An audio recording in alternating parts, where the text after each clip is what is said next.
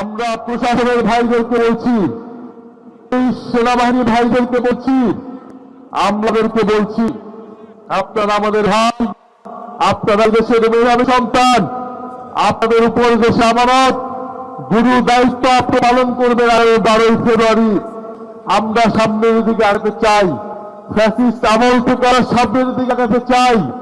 আমরা আশা করব আপনারা দেশের গুরুত্বপূর্ণ এই দায়িত্ব নিরপেক্ষভাবে পালন করবেন, বাংলাদেশের জনগণের অধিকার রক্ষা করবেন, গণতন্ত্রকে নিশ্চিত করবেন।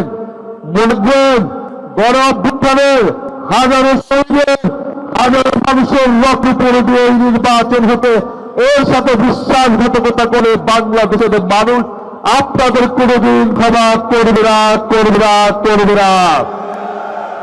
মিডিয়ার ভাইদেরকে বলবো, মিডিয়ার হাউসদেরকে বলবো, আমরা দেখতে পাচ্ছি সকল প্রায় সকল বেসরকারি মিডিয়াতে বিজ্ঞাপন হচ্ছে, ভোট দিবেন কিসে ...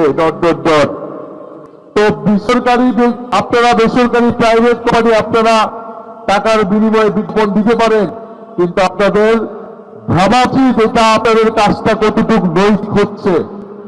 বিজ্ঞাপন লাগে, আমরাও দিব, আমাদের বিজ্ঞাপন তো আপনারা নিচ্ছেন না। কত টাকা লাগে? জনগণ ইনশাল্লাহ আমাদের পক্ষেও সেই টাকা আপনাদেরকে দিবে, কিন্তু আপনারা একটি দলের আপনারা বিজ্ঞাপন দিচ্ছেন, মার্কা প্রচার করছে, আপনারা অন্য জোটের মার্কা প্রচার করছেন না, এটা তো ফেয়ার হচ্ছে না। বিগত 16 বছর এই আনফেয়ারনেস বাংলাদেশের মিডিয়াগুলো দেখছে। বাংলাদেশের বেশিরভাগ মিডিয়া ফ্যাসিবাদের দালালি করে, ফ্যাসিবাদের পক্ষে, গণহত্যার পক্ষে, নির্বাচন ভোটাধিকার হরণের পক্ষে বৈধতা উৎপাদন করে গেছিল। বলেছেন আপনারা বাধ্য হয়েছেন। আমরা এখন জানতে চাই আপনারা কিভাবে বাধ্য হচ্ছেন, বাধ্য করতে জনসম্মুখে সাহস করে বলুন, আমরা আপনাদের পাশে থাকবো। আর না হলে আমরা ভেবে নিব আপনারা বাধ্য হতেন না। আপনার পুরীরায় নতুন কোন স্বৈরাচারের দালাল করছেন, নতুন স্বৈরাচারের পক্ষে বৈধতা উৎপাদন করছেন।